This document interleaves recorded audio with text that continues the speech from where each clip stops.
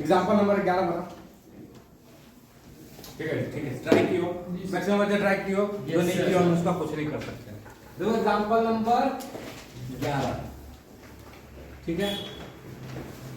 और ये ऐसा क्वेश्चन है कि आपसे 100 साल पुराना किताब उलट के देखो तो सवाल मिल जाए। ठीक है, बहुत जबरदस्त क्वेश्चन है, तो इस पे बात करें। ठीक है, वेज का मास कितना दिया?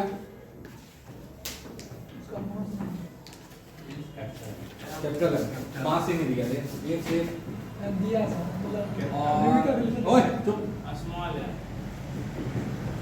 इसका मास क्या दिया? स्मॉल है। ये एंगल क्या दिया? थीटा। बोला है कि कहीं पे कोई फ्रिक्शन नहीं है, तो दोनों मूव करेगा, दोनों मूव करेगा। ठीक है, वेज भी पीछे मूव करेगा, जिसको आप बहुत आसानी से देख सकते हो। कैसे? तो वेज का फ्री बॉडी डायग्राम बना लेना। ठीक है, तो इस पे एकमात्र फोर्स ऐसे नॉर्मल लग रहा होगा, नीचे से एक नॉर्मल लग रहा होगा एन डैश, और वेज का मास लग रहा होगा, वेट लग रहा होगा mg। इस नॉर्मल का 2 कंपोनेंट होगा, हॉरिजॉन्टल और वर्टिकल। चलो वर्टिकल को तो खैर ये बैलेंस कर लेगा, हॉरिजॉन्टल को बैलेंस करने वाला कोई है नहीं, तो भाई साहब इसको तो मूव करना पड़ेगा।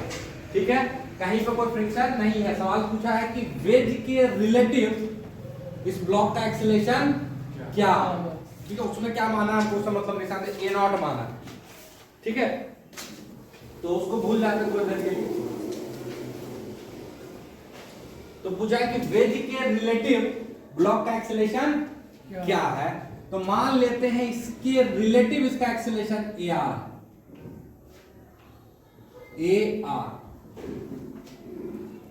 ठीक है, तो दिक्कत AR ब्लॉक का एक्सीलरेशन है वेज के रिलेटिव। मतलब आप वेज पे बैठ जाओ, कहां बैठ जाओ? तो आपको तो ये ऐसे ही चलता हुआ दिखे, और तो कोई ऑप्शन है ना। लेकिन ग्राउंड से देखो ऐसे चलता हुआ नहीं दिखेगा, ग्राउंड से तो ये भी चल रहा होगा और ये भी चल रहा होगा। तो ये कुछ चल रहा होगा, मान लेते हैं कैपिटल ए। ठीक है, कितना से चल रहा है? कैपिटल ए से। कैपिटल ए से। यहां तक में कोई दिक्कत? अच्छा, यहां पे हम शुरू करते हैं अपना काम। फ्री बॉडी डायग्राम पहले बना लेते हैं। ठीक है, तो ब्लॉक के लिए बना है नॉर्मल mg, और तो कोई फोर्स है ही नहीं। अरे है क्या? नहीं है। और वेज के लिए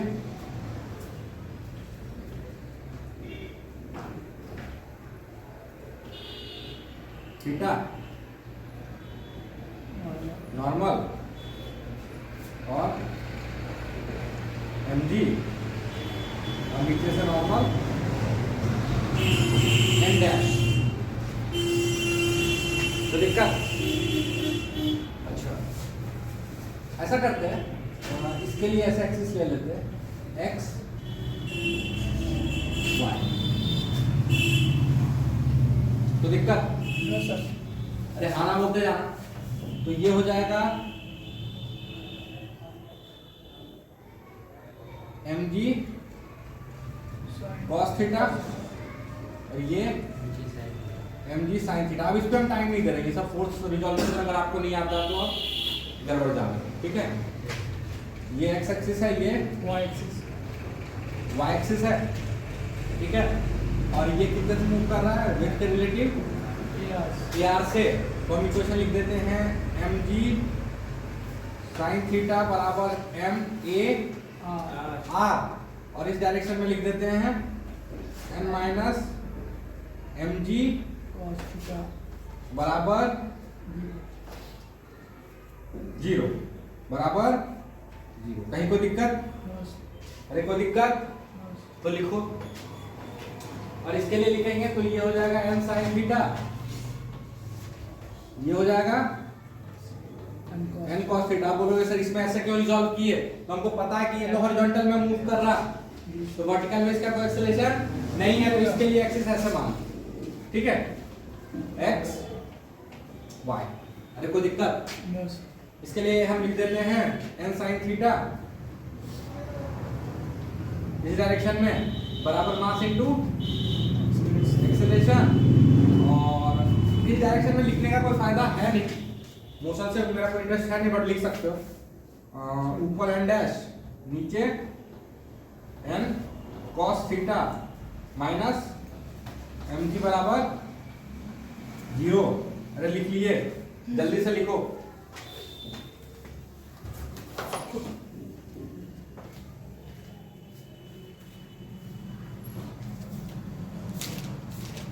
है ना?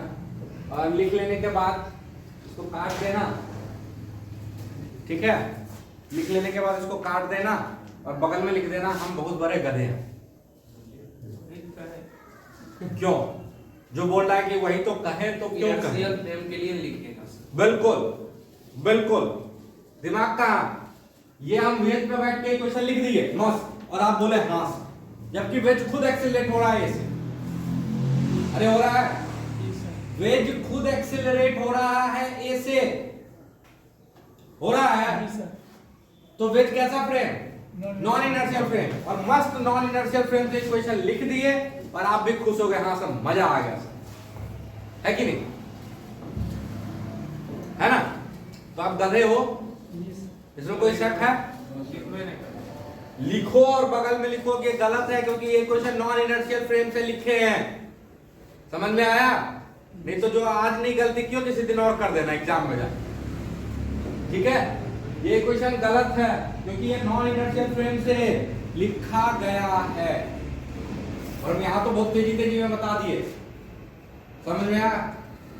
अरे समझ में आया कि नहीं? क्योंकि ये सारी चीजें हम बता चुके हैं ऑलरेडी, इसीलिए इस पे हम टाइम नहीं दिए। अच्छा, इस इक्वेशन में कोई दिक्कत नहीं, इसमें कोई दिक्कत। ये तो बस ग्राउंड से ये दिखा था ना।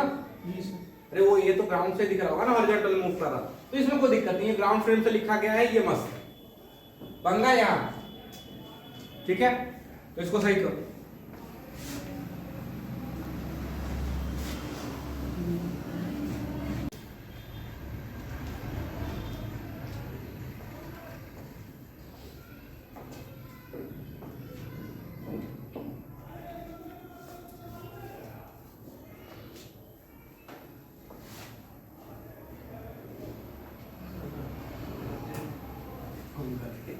क्या लिख रहा है सर, गलत हम कहते हैं। सही बात। चल अब मतलब हम कहां से इक्वेशन लिख सकते हैं? ग्राउंड फ्रेम से।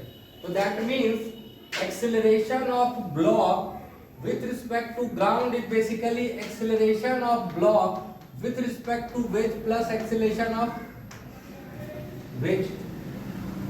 ये कहां से आ गया सर? ये कहां से आ गया? Net motion, acceleration of main with respect to ground equal to acceleration of man with respect to river plus acceleration of river। क्या था सर? भूल गए, याद आ रहा? यस तो आपके लिए था रिवर बोट, मेरे लिए था नेट मोशन। ध्यान से देखो, एक्सेलरेशन ऑफ ब्लॉक की बात अगर करें तो acceleration of block with respect to wedge कुछ ऐसे है, ओए यही है ना? और एक्सेलरेशन ऑफ वेट कुछ ऐसे, अरे है, मतलब इन दोनों का जो वेक्टर सम होगा वही क्या होगा? एक्सेलरेशन ऑफ क्या होगा? Block with respect to ground. अरे इसी का होगा ना वेक्टर सम? कुछ नहीं समझ में आ रहा। अच्छा ध्यान से देखो, तो यहां पे एक खास बात दिख रहा है कि ब्लॉक का एक्सेलरेशन किधर जीरो है ये तो पता ही नहीं चल रहा। जैसे जैसे अगर ये रेस्ट पे होता और ये इधर मूव करता तो हमको पता था इसके रिलेटिव ब्लॉक का एक्सेलरेशन क्या है, इस डायरेक्शन जीरो। अरे है ना? या इस पे बैठ के देखोगे तो, लेकिन ग्राउंड से जो उसका एक्सेलरेशन है वो कुछ ऐसे आ रहा है। ध्यान से देखो, आ रहा है? अरे किस डायरेक्शन में ये भी पता नहीं है हमको। ये मत सोच लेना कि ये परपेंडिकुलर है। अरे बात समझ में आ रही है? मतलब यहां पे हम बता रहे हैं, यहां पे एक्सिस कैसे चूज करें, कैसे करें जल्दी बताओ। अरे अभी तक तो ये बताया था ना कि एक डायरेक्शन में एक्सेलरेशन जीरो हो तो एक एक्सिस उस डायरेक्शन में ले लो। अरे है ना? यहां तो पता ही नहीं किधर जीरो, तो यहां नहीं पता है ना, तो तो कोई सा भी एक्सेस आप चूज कर सकते हो, चाहे तो आप ऐसे चूज कर लो, ठीक है, जी सर। चाहे ऐसे, इससे समझ में, चाहे ऐसे चूज करो। अब हम करेंगे ऐसे और आप करोगे होमवर्क, ठीक है, जी सर। हम ऐसे करके बता दो, ठीक, कोई दिक्कत? अच्छा, इसके लिए यही एक्सेस चूज किया, किया ना? जी सर। इसके लिए भी यही एक्सेस चूज कर लेते, ब्लॉक के लिए, किसके लिए? ब्लॉक के लिए, बिल्कुल ध्यान से देखिए, ये एक्स और ये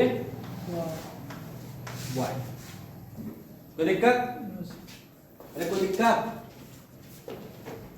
कोई दिक्कत? No sir. आप वैसे करके बनाओगे घर में और आंसर आएगा, ठीक है, चलो। तो ब्लॉक के एक्सेलरेशन का एक्स कंपोनेंट, ब्लॉक के एक्सेलरेशन का एक्स कंपोनेंट मेरे हिसाब से आएगा, ध्यान से सुनना, ए, और ये एंगल कितना है? थीटा, तो ये थीटा, तो ये cos theta, A R cos theta, ये ब्लॉक के एक्सेलरेशन का एक्स कंपोनेंट है। कहां से? राउंड फ्रेम से। एक्स कंपोनेंट कैसे निकालते हैं? दोनों एक्स कंपोनेंट को जोड़ देते हैं, जी सर। और इसका, अच्छा, इसका एक्स कंपोनेंट तो यही है ना? जी सर। अरे भगवान, वेक्टर जोड़ना नहीं आता है? जी सर। नहीं आता तो हम कुछ नहीं कर सकते। y component a sin theta, तो एक्सेलरेशन ऑफ ब्लॉक का y कंपोनेंट बराबर minus A R sin theta. अरे हाँ ना बोलते जाओ। ये एक्सेलरेशन कहां से लिखा हुआ? ग्राउंड फ्रेम से। ये एक्सेलरेशन ग्राउंड फ्रेम से लिखा हुआ, अरे है ना? जी सर। उसके एक्सेलरेशन का x कंपोनेंट, उसके एक्सेलरेशन का वाई कंपोनेंट। y component. कोई दिक्कत? चलो, ब्लॉक का फ्री बॉडी डायग्राम फिर से बनाते हैं। फ्री बॉडी डायग्राम का फ्रेम से कोई फर्क पड़ता नहीं है, नो सर। तो नॉर्मल तो ऐसे ही रहेगा, और एमजी जैसे था वैसे ही रहेगा, ये एंगल थीटा। लेकिन लेकिन लेकिन अब की बार एक्स वाई ऐसे चूज करना, याद है ना? जी सर। हाँ, ये मत करना एक्सेलरेशन के लिए वो एक्स वाई और इसके लिए वो एक्स वाई, बस हो गया काम। समझ में आया? अबे किसी एक के लिए एक ही एक्स चूज करोगे ना? जी सर। चलो, तो देखो mg को रिजॉल्व करने की जरूरत नहीं है, ये ऑलरेडी y में है। नॉर्मल को रिजॉल्व करना पड़ेगा, इधर आ जाएगा n sin थीटा और इधर आ जाएगा n cos थीटा। कैसे आया आपको समझ में नहीं आया, बता देते हैं। थीटा थीटा 90 माइनस थीटा, जी सर। ठीक है, समझ में आया? जी सर। तो अब इक्वेशन लिखते हैं ब्लॉक पे। जी सर। अरे इक्वेशन लिखते हैं क्योंकि फोर्स भी पता है और इनर्शियल फ्रेम में एक्सेलरेशन भी पता है। तो नेट फोर्स x में कितना है? x में एन साइन थीटा माइनस में, माइनस में सर। अरे है ना, जी सर। बराबर मास इनटू एक्सेलरेशन का x कंपोनेंट।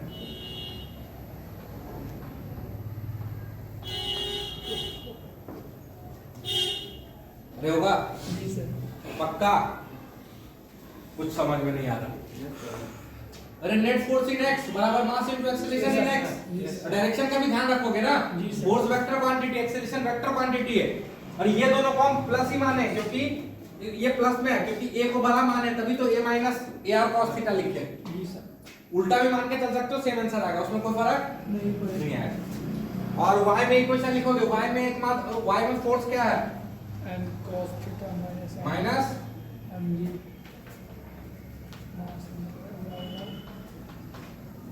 एक्सेलरेशन का y कंपोनेंट। जी सर। अरे होगा होगा, जी सर। पता नहीं। अननोन गिनते जाओ, n a आर, कितना अननोन? 3 अननोन, 3 इक्वेशन आ गया मेरे पास। इक्वेशन नंबर 1, इक्वेशन नंबर 2 और ये इक्वेशन नंबर 3। फोर्थ की जरूरत नहीं है, फोर्थ से n डैश निकल जाएगा, ठीक है, जी सर। लिख लो 4। बट आपको AR के लिए सॉल्व करना है, इसके लिए AR, क्योंकि पूछा है acceleration of block with respect to wedge. Question में पूछा acceleration of block with respect to wedge, जो कि कितना है AR। तो AR के लिए सॉल्व करो खुद से। कैसे करोगे, हिंट दे देते हैं, वो हम नहीं करवाएंगे, पता करेंगे तो हम ही, हमको पता है। देखो ये n sin थीटा, वहां भी n sin थीटा, तो वहां से उठा के रख देना ma। Yes sir. ठीक है, यस सर। या हम बोलेंगे कि n का वैल्यू निकाल लो, हम n बराबर ma bye sine theta. sin theta. एक बार इसमें पुट करना और एक बार इसमें पुट करना, तब इक्वेशन बचेगा सिर्फ a और ar में, a और ar में। तब किसके लिए सॉल्व करोगे, ar के लिए। ट्राई तो करो एक बार, फिर हम बता देंगे। सकल क्यों देख रहे हो?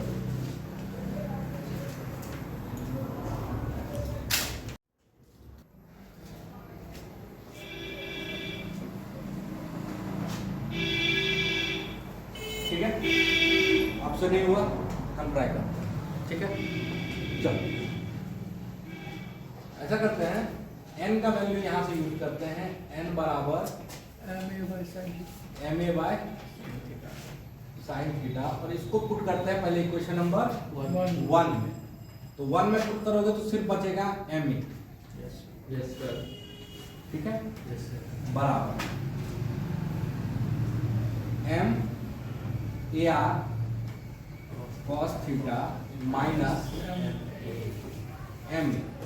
ठीक है, इसको थोड़ा रीअरेंज करके हम a निकालते हैं, तो मेरे हिसाब से ये हो जाएगा a, इसको इधर ले आना, तो m प्लस m होगा और डिवाइड कर देना। ठीक है, ये हो जाएगा m by m plus m ar cos। मुझे जो कोई दिक्कत है तो बताओ। No sir. क्वेश्चन नंबर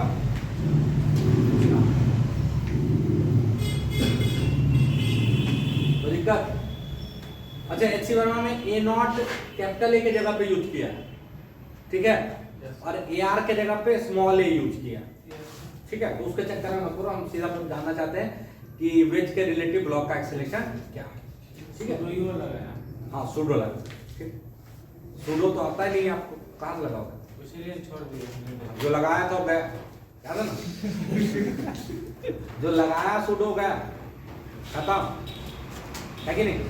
चलो, तो नहीं तो सामने देखे इधर देखो, इस ए को उठाओ, इक्वेशन नंबर 2 में पुट करो, सॉरी उसमें है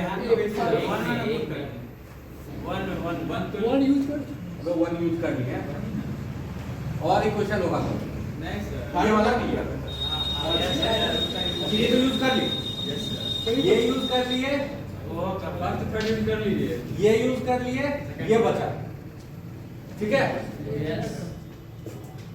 इसमें पहले n का वैल्यू रखोगे, यस। रखो sine theta. mg minus ma cot theta, अरे हो जाएगा। जी सर. तो m cot थीटा और a का वैल्यू यहां से रखते हैं, यस जी सर. रखे, यस सर। तो m cot थीटा और a का वैल्यू रखोगे तो m ar cos थीटा बटे m प्लस m बराबर m ar sin theta. Capital A भी गया, ठीक है। अब देखो सिर्फ स्मॉल ए में रिलेशन आ रहा है, जी सर. सॉरी AR में रिलेशन आ रहा है, तो वही तो चाहिए। एक और जाएगा, ये जाएगा। जी सर. अच्छा, इसको इससे मल्टीप्लाई कर दो, इसको इससे मल्टीप्लाई करो। सॉरी सॉरी सॉरी, यहाँ पे एक और चीज कटेगा. देखो लिख देते हैं, g minus m cos theta by sine theta, और cos थीटा एक और है तो cos स्क्वायर थीटा हो जाएगा। जी सर. अरे हो जाएगा जी sir. MAR Cos square theta. Theta Sin theta. बटा m plus m And sin theta. Sine theta बराबर Sin square. A R sine theta. ठीक है, जी सर। इससे थ्रू आउट मल्टीप्लाई कर लो, m plus M sine theta से through out multiply कर लो, तो आ जाएगा ये कैपिटल m प्लस m जी g साइन थीटा, ये होगा जी sir. Minus m A are cos square theta बराबर, इसको इधर ले आओ, m A R sine square theta plus m A R sine square theta, दोनों अलग अलग है, ये नहीं कि दोनों m ए आर को मिला देना, इसको भी इधर ले आओ, सब यार एक साइड चला जाएगा, अरे चला जाएगा, जी sir. m plus m g sine theta बराबर, ये और ये मिलके सिर्फ बचेगा m ए आर, अरे m A R sine square theta plus m A R cos square theta sine square theta plus cos square theta 1, तो सिर्फ बचेगा m ए आर, और इसमें से कॉमन ले लो ए आर, तो A R into capital M plus small m sign square theta, अब इसका तो बचेगा ना, जी सर। ठीक है, तो ए आर बराबर आ गया सर।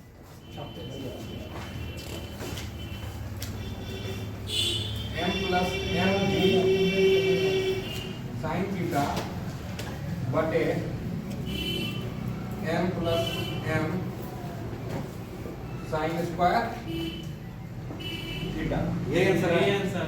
हाँ लिख लो, फिजिक्स में।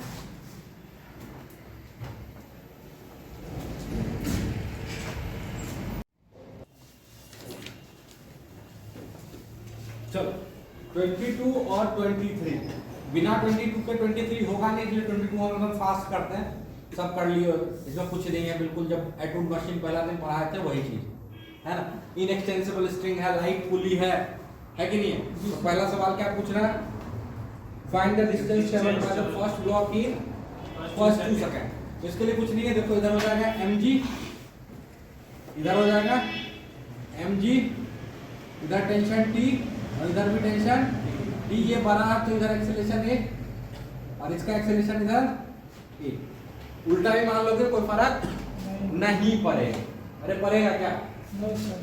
पक्का, इसके लिए इक्वेशन लिखे जी सर। ऊपर को प्लस मान के t minus 3 equal to mass into acceleration, और इसके लिए लिखोगे 6 माइनस t बराबर मास इंटू जोड़ दो, 3 बराबर 0.98, तो a बराबर 3 बाय 0.9 दैट इज 10/3, कोई दिक्कत? अच्छा ये एक्सेलरेशन कांस्टेंट है कि वेरिएबल? कांस्टेंट एक्सेलरेशन है, अरे है ना, जी सर। तो ये कांस्टेंट से मूव कर रहा होगा, ये भी कांस्टेंट एक्सेलरेशन से मूव कर रहा होगा, पूछ रहा 2 सेकंड में कितना चलेगा, तो सिंपल सा फट था, ये ऊपर की तरफ एक्सेलरेट कर रहा है, जी सर। तो प्लस 10/3, ऊपर को प्लस मान लेते हैं, ठीक है, अरे है ना, इनिशियल वेलोसिटी जी 0, पूरा हाँ ना बोलो, जी सर। यस सर, तो 2 सेकंड में कितना चलेगा, तो मान लो डेल्टा y1 बोल रहे हैं, डेल्टा y1, एक क्या हो जाएगा ut plus half at square, अरे हो जाएगा, तो 20/3 मीटर, पहला सवाल का जवाब। अगला सवाल क्या पूछ रहा है,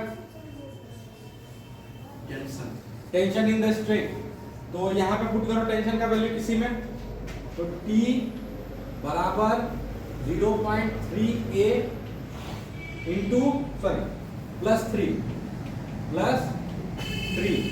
तो ये हो जाएगा 0.3 इंटू 10/3 प्लस 3, 0.1, 1 जोड़ 3, तो 4 न्यूटन। अगर आप पूछ रहा force exerted by clamp on the पुली, ये पूछ रहा है, तो ये पुली है, ये क्लैंप है, तो मान लो क्लैंप पुली के ऊपर कुछ फोर्स लगाया T डैश, क्या लगाया टी डैश टी डैश, और पुल को फोर्स लग रहा है, नीचे टेंशन टी और नीचे टेंशन टी टी, तो टी डैश बराबर 2t। असल में ये क्वेश्चन होगा ऊपर टी डैश माइनस नीचे 2t बराबर मास इनटू एक्सेलरेशन, जी सर तो टी डैश बराबर 2t, तो टी डैश बराबर 8 न्यूटन। ऐसा समझ में आया? खत्म। 22 नंबर में मेरा कोई इंटरेस्ट नहीं था, इंटरेस्ट है 23 नंबर, इंटरेस्ट है 23 नंबर, ठीक है। 23 नंबर किसको समझ में आया, जो हमको समझा सकता है। इतना सा समझ में आया जो लार्जर मास है ना, हाँ। उसको मतलब होल्ड किया है 2 सेकंड तक, तो उसमें कढ़ाई कितना देर बाद टाइट हो गलत जाएगा। गलत गलत, आगे बोलो, यही तो हम सुनना चाहते थे। आगे बोलो, आगे बोलो। बस इतना ही सही। हाँ, एक का बोलना है कि सर बोला लार्ज मास को 2 सेकंड के लिए होल्ड कर लिया, तो मौसम के बाद रोका है कितना देर के लिए? 2 सेकंड। गलत, बैठ जाओ। देखो बोल रहा है कि large block has been stopped momentarily.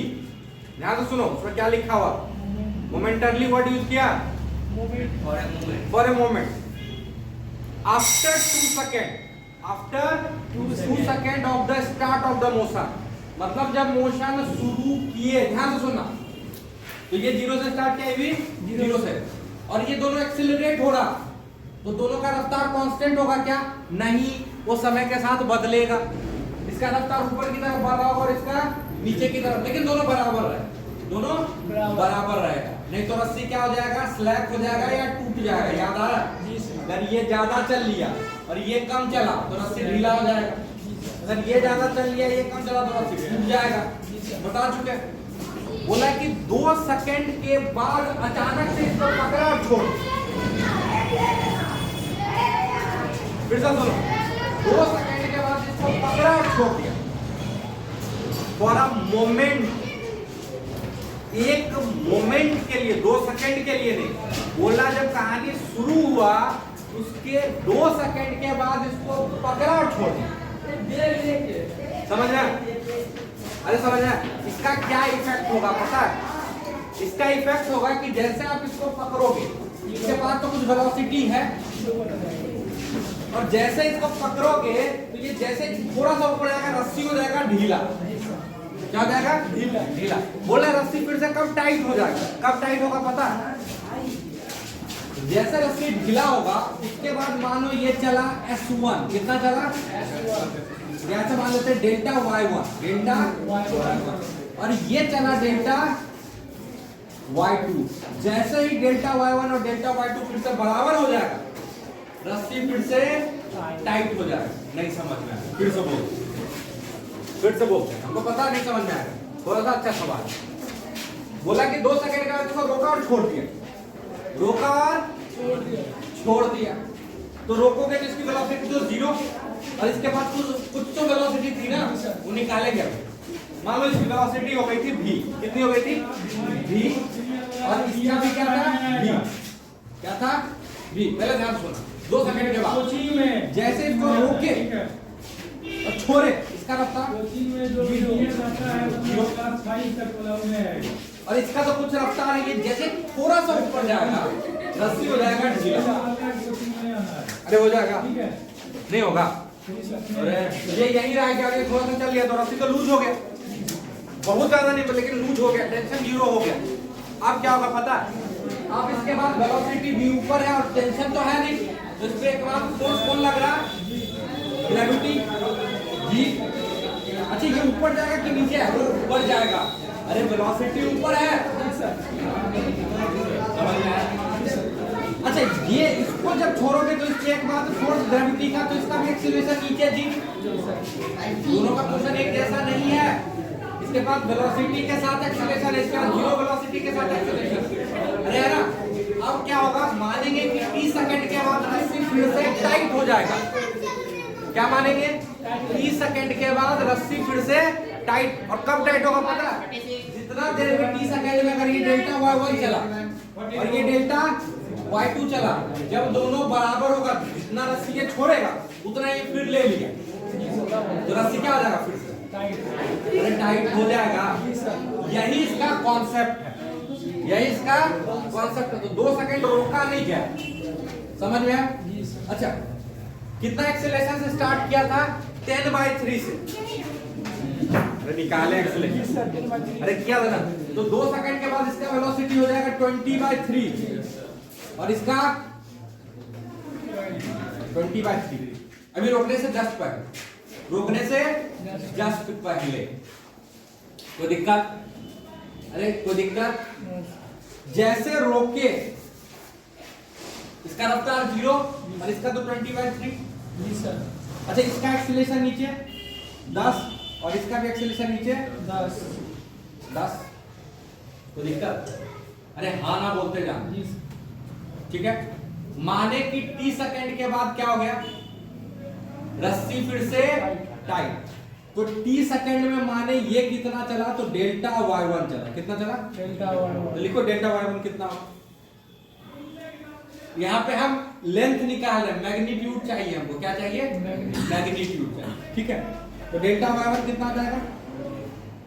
20/3t minus half into 10t square. अरे समझ में आया? समझ में आया? ये क्वांटिटी पॉजिटिव होगा कि निगेटिव? पॉजिटिव। बस हमको देखना है कि कितना गया अपने जगह से, वो बाद में चेक करेंगे। वो टी का वैल्यू बताएगा। कौन बताएगा? टी का वैल्यू। उसको भी छोड़ो। और ये नीचे कितना चला होगा? लेंथ लिख रहे हैं हम, लेंथ लिख रहे हैं। क्या लिख रहे हैं? ये ऊपर कितना चला? 20/3t minus half dt square. Constant acceleration का equation.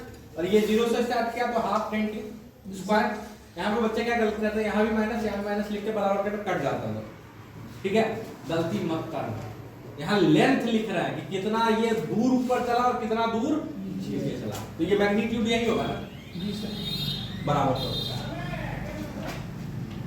20/3t minus half 10t square बराबर हाफ 10t स्क्वायर। अरे होगा तो 20/3t बराबर 10t स्क्वायर t बराबर 0 है।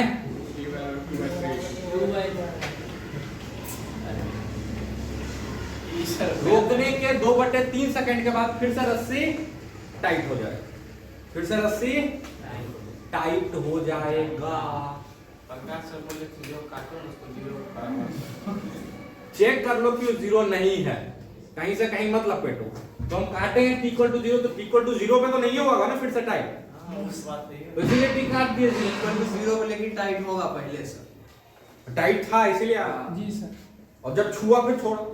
जी सर। समझ में? जी सर। लिखो जल्दी। सही था सर।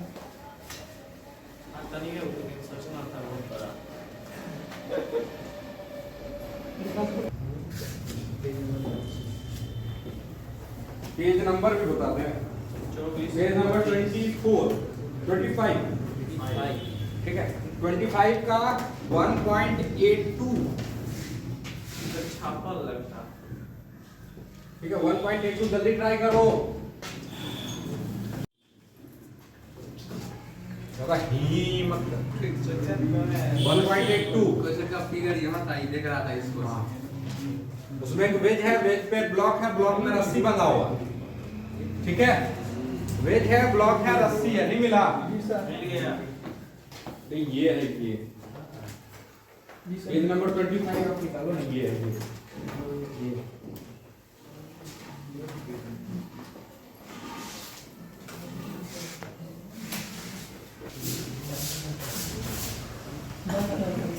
देखो ध्यान से सुनना।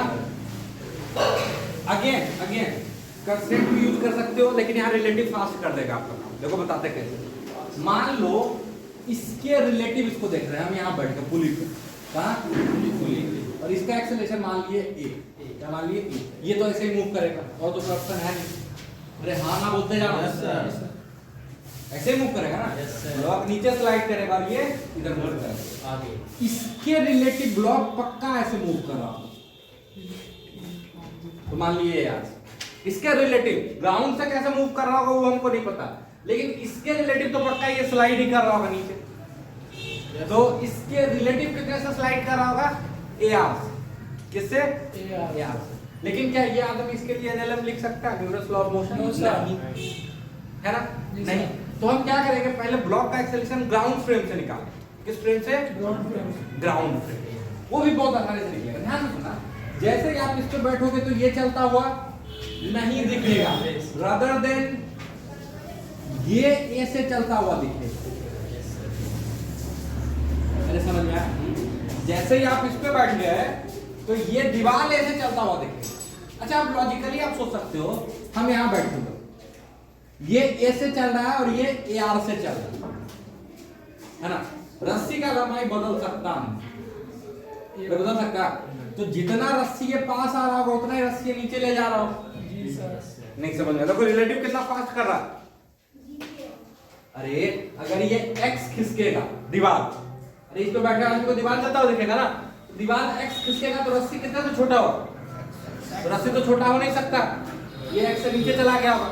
मतलब जिस एक्सीलरेशन से ये इधर आएगा उसी से ये नीचे स्लाइड करेगा।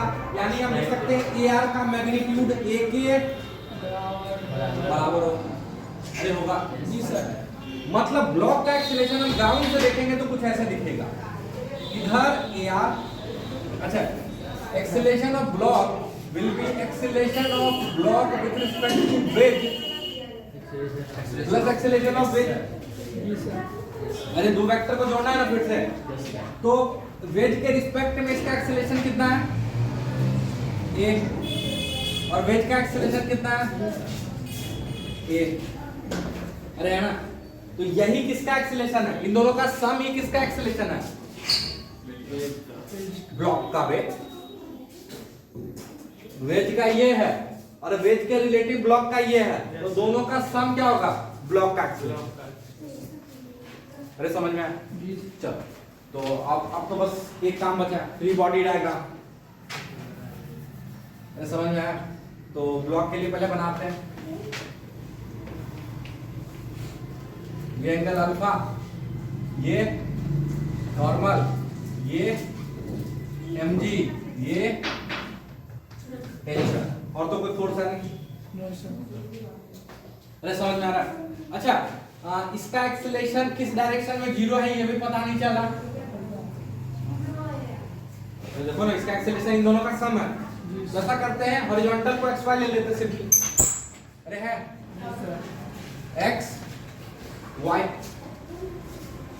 समझ में आया?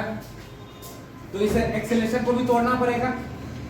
ये एंगल अल्फा, तो ये एंगल अल्फा, तो इधर कंपोनेंट हो जाएगा a cos अल्फा और इसका कंपोनेंट इधर हो जाएगा a sin अल्फा। इसको हटा दो। ये समझ में आया? ये ब्लॉक के एक्सेलरेशन का x कंपोनेंट, ये y कंपोनेंट। ठीक है? फोर्स टेंशन को तोड़ने की जरूरत होगी और नॉर्मल को तोड़ने की जरूरत होगी। ध्यान से सुनना, बिल्कुल ध्यान से। ये अल्फा तो ये अल्फा, जी सर। ये भी अल्फा। जी सर। अरे होगा? जी सर। तो इधर देखोगे t cos alpha, t sin alpha, इसको हटा दो। ठीक है? हम गड़बड़ तो नहीं किए, बस इतना ध्यान रखना। अल्फा अल्फा तो अल्फा, ठीक है? चलो, नॉर्मल का अभी तुरंत किए इसलिए इसको बार बार नहीं कर रहे। n sin अल्फा और ये n cos अल्फा। नॉर्मल भी खत्म, जी सर। mg को रिजॉल्व करने की जरूरत नहीं है। No sir. तो इक्वेशन लिखो पहले वर्टिकल में। प्लस में क्या क्या है, या नीचे को प्लस लेके लिख देते हैं उसके लिए। अगर उसका एक्सेलरेशन हमको दिख रहा है नीचे है, तो नीचे कोई प्लस लेके लिख दें। जी सर। दोनों हम एक्सिस ऐसे ले लेते हैं, काहे रोड हो गया, काहे रोड। अब खुश, तो लिखो mg minus t sin alpha minus n cos alpha alpha बराबर ma sin अल्फा। थीटा है ही नहीं भाई, थीटा के जगह पे ही अल्फा। क्वेश्चन नंबर 1, अननोन गिनना ए आर। तो ए और ए आर का काम हो गया, सॉल्व कर चुके हैं रिलेशन, ठीक है। दोनों बराबर। अच्छा, उसके बाद टी एन, तो अब बचा टी एन और ए। अरे ए ही चाहिए ना, तो टी एन और ए, तो कितना इक्वेशन चाहिए कम से कम? तीन चाहिए। एक आया, इसका हॉरिजॉन्टल में लिखे, जी सर। इस डायरेक्शन को प्लस मान लेते हैं, तो T sine alpha, sorry N sine alpha tan sin minus T cos alpha. minus t cos alpha। अरे टी का इधर है ना, जी सर। टी पॉइंट डायग्राम अच्छे से बनाना, कॉस अल्फा। और तो हॉरिजॉन्टल में कोई फोर्स नहीं है, बराबर मास इनटू एक्सीलरेशन, इसी को प्लस लिए हैं, अरे है ना, M A cos alpha. Equation number 2। Equation number 2। तीसरा कहां से आएगा? अब इसका फ्री बॉडी डायग्राम बना का। अच्छा, ये इसका मास क्या है? 0, तो क्यों ना इसको इसी के साथ ही लेके बना दे फ्री बॉडी डायग्राम। जी सर। पुली को वेज का ही पार्ट मान के बना दे। अरे है, तो ये रहा मेरा वेज, ध्यान से सुनते जाओ, इनको ध्यान से सुनते जाओ, ठीक है। टेंशन टी, अरे होगा जी सर। टेंशन टी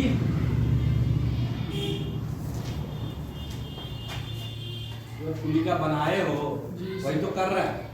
लग रहा होगा पुली पे कौन सा फोर्स, नॉर्मल जुड़ के टेंशन के बराबर हो रहा होगा, उस दिन करके दिखा चुके हैं। जी सर। अच्छा, इधर से नॉर्मल एन कौन सा, ये वेट पे एन लगा तो ब्लॉक भी तो इस पे एन लगा रहा हूं। अच्छा, तो देखो कहाँ कांटेक्ट है। एक कांटेक्ट यहाँ उसके जगह पे टी और टी आ गया, एक कांटेक्ट यहाँ तो उसके जगह पे एन आ गया। अब नीचे से मान लो एन डैश, अगेन इसका जरूरत नहीं पड़ेगा, देखिए, और इसका एम जी, ठीक है। अच्छा, इसका हॉरिजॉन्टल में एक्सीलरेशन कितना है? ए, अभी तो मान नहीं रहेगा, जी सर। इस पे बैठने पे नहीं दिखा रहा था ना, है तो ये। तो हॉरिजॉन्टल का फोर्स पहले लिखते हैं, ध्यान से सुनना।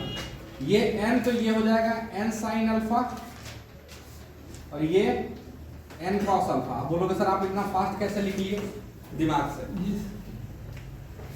इस पे लगा n sin अल्फा और n cos अल्फा, तो ये इस पे लगाएगा n sin अल्फा और थर्ड लॉ, ठीक है। तो कंपोनेंट हो गया, अरे हो गया। ये t हॉरिजॉन्टल में है, और इस t का कौन सा कंपोनेंट चाहिए? हॉरिजॉन्टल, ये अल्फा, तो इधर कंपोनेंट हो जाएगा t cos अल्फा। अच्छा, vertical component t sin alpha, लेकिन उसका जरूरत अभी हमको है नहीं, जरूरत पड़ेगा भी नहीं, उससे सिर्फ n डैश निकलेगा। क्या निकलेगा? n डैश, बिल्कुल वैसे ही जैसे पीछे वाला में। चलो, तो इसके लिए हॉरिजॉन्टल में इसका एक्सेलरेशन इधर मान है ना, तो इधर को प्लस मान ले, तो इधर क्या क्या फोर्स लग रहा? प्लस में t, प्लस में sin अल्फा, माइनस में t cos capital M A।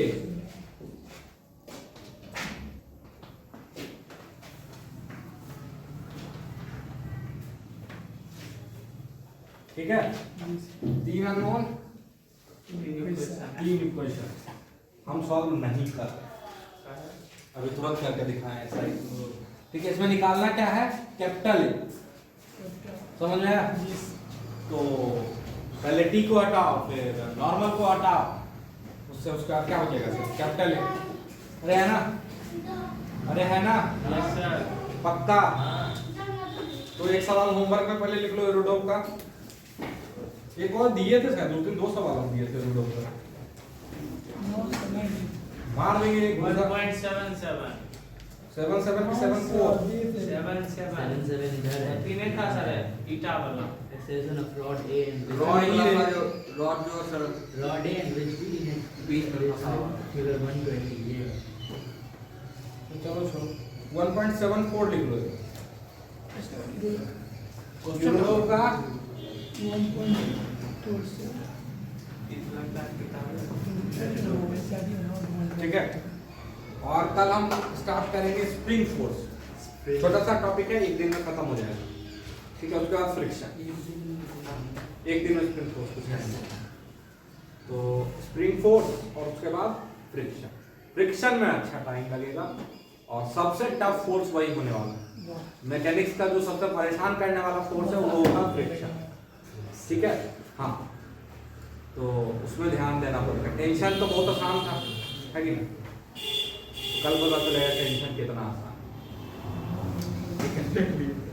कल पता चल जाएगा टेंशन भी कितना आसान है। थोड़ा सा टेंशन का एक दो सवाल जब करोगे ना Yes. स्प्रिंग के साथ तो मजा आता है। ठीक है, तो कल अपन लोग पहले स्प्रिंग करेंगे और फिर फ्रिक्शन स्टार्ट करेंगे। ठीक है, Yes. तो थोड़ा सा इसके बारे में से पढ़ लीजिए, फ्रिक्शन और स्प्रिंग। ठीक है, पक्का। और 1.74 7.4 ही होगा।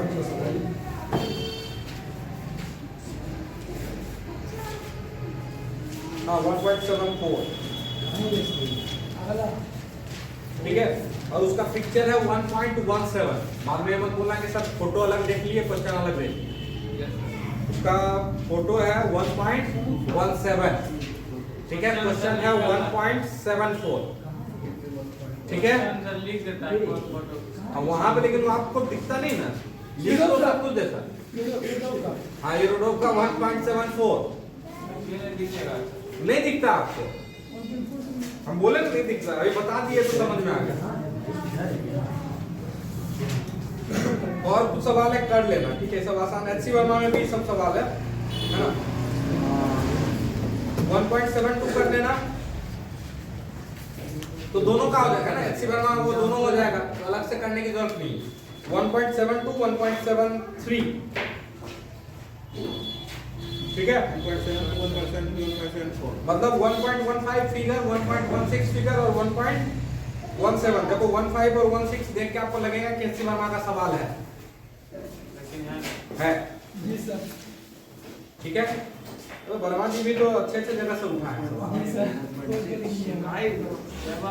तुमको बोल रहे तुम सुन नहीं रहा है।